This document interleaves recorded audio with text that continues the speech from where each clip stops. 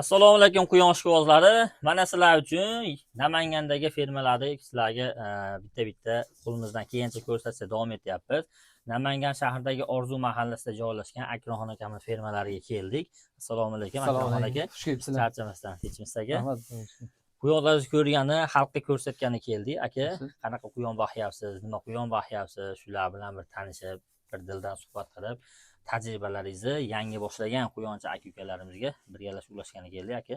Biz asosan Rex yo'nalishida trikolor bilan Dalmatiya boqamiz. Unga hozir qo'shimcha qilib turib, ozgina burgun qildi yangi liniyadan. Burgunlardan burgun trikolor. Ha, trikolor. Privatno burgun bor. Nimalar bor? Mana bu yerda akalar, ukalar tepa qatorlarimizda ko'ryapsizlar. Rex trikolor zotiga mansub trikolorlarimiz, Rex gallandlarimiz. Mana bunaqa voy. Mana bunaqa shirindan shakar Rex Gepard degan quyonlarimizdan ham mavjud ekan.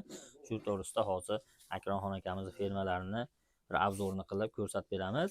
Mana shu Namangan shaharda kim quyonchilikka qiziqayotgan akalar bo'lsa, mana shu raqamda ko'rsatib qo'ying-da. Shu raqamga aloqaga chiqsanglar bo'laveradi. Opsiyaga nomerlarini ham qoldirib qo'yamiz. Akramxon aka, quyonchilikni boshlaganingizga qancha bo'ldi aka? Asosan quyonchilikni ukam o'qardi. Abdulboz 1990 degan akamiz bo'ladi. Rex trikolor deganda turib, mana ozgina qiziqdim. 1 yil bo'lib qoldi. 1 yil bo'ldi. 1 yilda umuman natija yaxshi. Quyonchilikda o'zingizni ukangiz ustozlik qiladi. Ha. Hamma maslahatni shu ukamdan. O'zi shunday quyonxonaga kirganda trikolorlarni ko'rgandanglar o'zi bitta xayolga kelaveradigan. Abdulboz akani bilamiz. Eskida mana necha yildirki bilsa, Rex ishqivozi bo'lib ham trikolorlar ishqivozi hisoblanadi. Aka, bu pastda qatorlarda burgunlarimiz turibdi, aka. Bu ancha yirik ekan. Ha, bu o'zimizni O'zbekistondagi yirik narsani bo'lasi. Abonasi ham 5 kilodan oshiq edi. Bular endi birinchi qoringa bo'g'oz. Xudo xolasa endi tayyor bo'lgan burgun. Mana ular bu bilan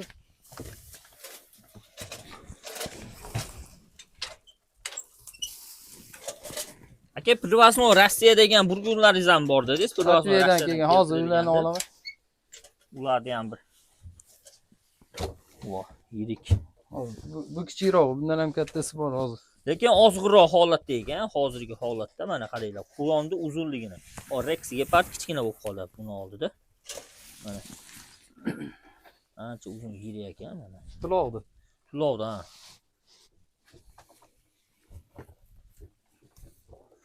Go'sht yo'nalishida chempion quyonlarimizdan sanaladigan mana Burgundiya quyonlarimiz mana juda ham yirik uzun ekan, ko'rishingiz mumkin.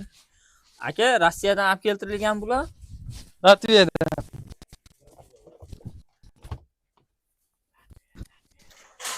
Yevropa, Latviya. Latviya emas, Rossiya dedi shekilli. Latviya dedim ekan.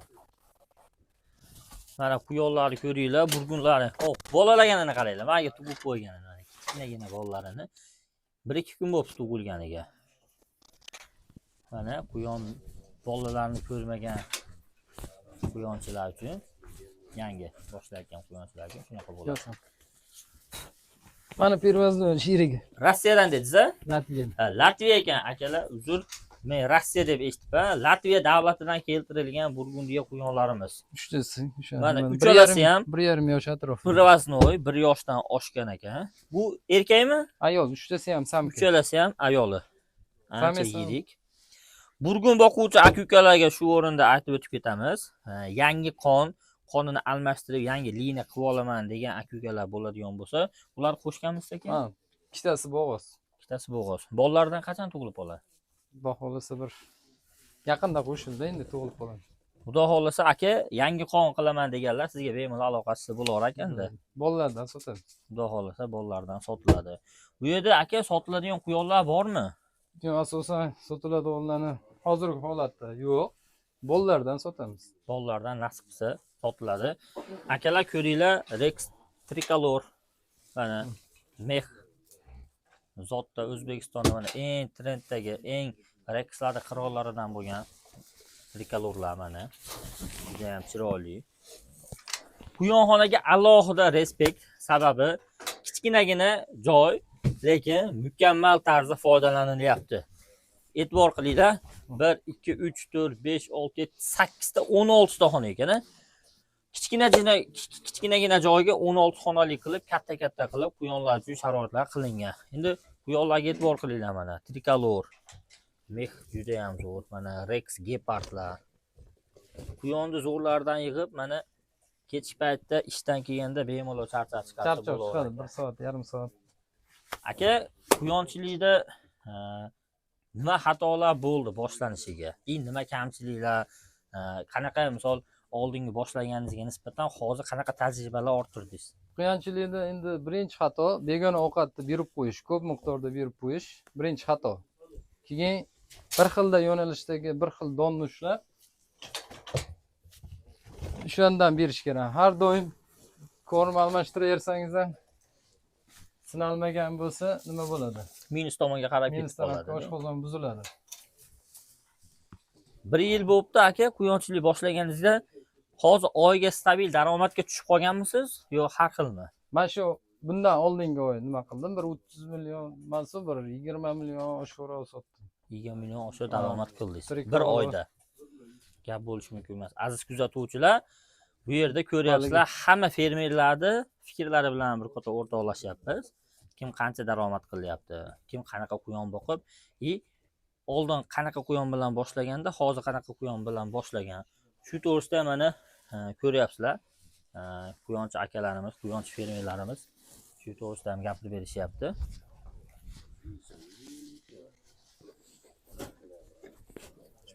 Bu yerlarda mana go'sht yo'nalishiga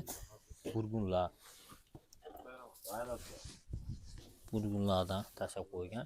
Akramxon aka, burgunlarni bolalari necha puldan sotilyapti? Tricolorlarniki necha puldan sotilyapti? Tricolorlarniki bizda asosan 2 oylik atrofidagini yaqinda sotdi. $100 sotdim. 100 Samesini $100. Kichkinalari bor edi, gollandga oylaq turib 2 millionga berdim. Ikkita bolasi bilan. ikkita bolasi yo onasini. Ha, onasini 2 million. 3 millionga berdim. Haliga nima qilib turibsiz? Sifat yaxshi. Sifatiga qarab ketilaveradi Sifatiga qarab narxlari. ketaveradi. Burgunlarnichi aka? Bulgurlarni kichigini hozirgi kunda 2 oylik atrofidagini 100 mingdan 200 minggacha bo'libdi. Ha, katta tayyor samkalari 300 mingdan $50 gacha bo'libdi. Sifatiga qarab, Sifatiga kattaligiga qarab ketilaveradi. Ha, mana pirvazni 3 tani bir kishi xaridor bo'ldi. Endi o'zimiz yangi qo'lligi uchun buni asli haligi quyon sohasidagi odam olib kirmagan, shuni hisobiga salariga qarovsiz bo'lgan. Endi o'zimiz nima qilib O'zi bilinyapti asha. Quyon yirik, katta, lekin sal ozg'irroq. Endi tulovdan chiqayotgan holati ekan, lekin haqiqatda yirik quyon 6 kiloga tortib kelsa kerak, xudo xolasa. Katta bo'lganda. 1,5 yosh atrofida bolani ko'rdim, bergan bolasi nihoyatda chiroyli ekan, qiziqib olib keldi buni ham. Bular sotilmaydi. Pulga kirsa hamma narsa sotiladi. Mayda quyonlar Necha pulga bo'lsa sotib yuboriladi. endi haligi bag'dan turib burgunlarni 400 mingga ham bor, 300 mingga ham bor. Albatta. Buni $200 ga berilmadi. Uchalasi. Uchalasini, uchtasi ham samka. Yangi qonligini hisobiga, Yevropadan kelganligini hisobiga akalar $200 ga shu uchtasi sotilgani yo'q. Rex Gepardlar narxini bilasizlar, sifatiga qarab $150 dan $300, $400 ga dovi tayyorlarni topsanglar bo'ladi. Yangi boshlagan quyonchi akalar, ukalarimizga siz boshida xato qilganlaringiz bo'lsa, shu xatoni takrorlamasligi uchun nimalarni aytishingiz mumkin?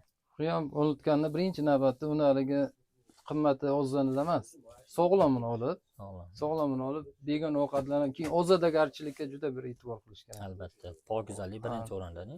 Bizda har hafta borka bo'ladi. Bitta kunni belgilangan. Bu hafta to'g'risida uncha nima qila olmadi, to'ylar bilan bilib. Aka, hozir bu gapingizga kuzatuvchilar juda ham hayron qoladi. Agarda tozalanmagan, uborka qilinmagan holat shu bo'ladigan bo'lsa, uborka qilib pokiza holat qanaqa bo'larkin deb hayron qoladi. U kuzatib turgan muxlislardan kelib yashab boraman deb boradi. Unaqa quyonni tagida hech nima qolmaydi. Mana hamma chiqindilarni chiqarib tashlab, yangi pichan solib turib, hammasini nima qilamiz? Holati hozir ham yomon emas, zo'r. Bir haftada yangilanadi. Aka, mana mononasi bu ham bitta yangilik bo'ldi.